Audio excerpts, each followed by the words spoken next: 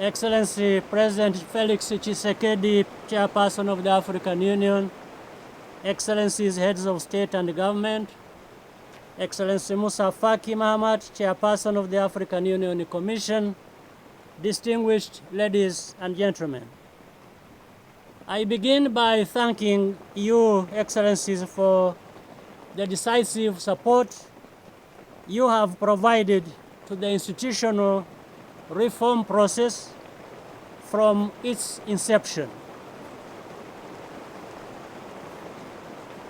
We have come a long way, including on the most complex elements, such as the merit-based and the transparent selection of the Commission leadership. There has also been good progress on the sustainable financing of the Union and the Peace Fund, though our program budget is still too dependent on external funding. This momentum has helped to deliver historic achievements such as the Continental Free Trade Area. I commend Chairperson Musa Faki and the Commission for the exemplary work over the past 4 years, not forgetting the indispensable support of the PRC and Executive Council. Unfortunately, there are some remaining items where progress has stalled, namely the reforms of judicial organs, the Pan-African Parliament, and the Commission structures. The division of labor with regional economic communities is also overdue. In fact, these are the very same items I highlighted at last year's summit. This delay represents a disappointing shortcoming in our working methods. Finally, the forensic audit of the Commission has been completed, and it should be acted upon without further delay. Accountability is essential for our union's credibility. I ask the incoming Commission to give priority attention to these items so that they are completed this year without fail.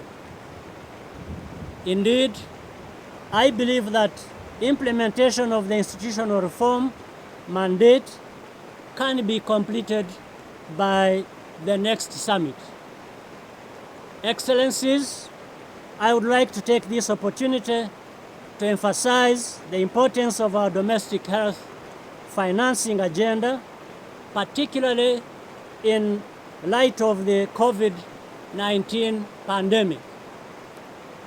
Without strong national health systems in every country, our continent will remain vulnerable to pandemics. We need to strengthen our commitment to increase domestic resource mobilization and improve health outcomes. I also urge the strengthening of African CDC to allow its autonomy and effectiveness.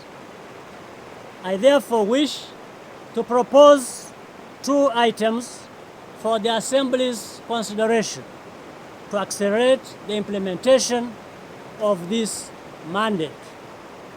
First, the presentation of the data in annual scorecard should be updated to rank countries according to the WHO Service Coverage Index rather than exclusively in terms of per capita spending. This adjustment will more accurately benchmark the efficiency of health spending across different contexts, while also tracking progress toward universal health coverage.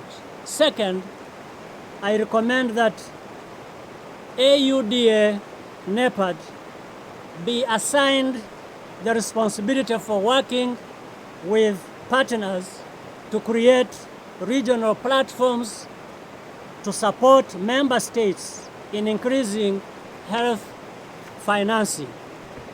Allow me to close with a word of appreciation for the exceptional leadership of our outgoing chairperson, President Cyril Ramaphosa, during this uniquely challenging year. I congratulate our new chairperson, President Felix Tshisekedi, and wish him every success during his tenure leading our organization. We also stand ready to provide whatever support to him that we can and that is needed. I thank you for your kind attention, Mr. Chairman.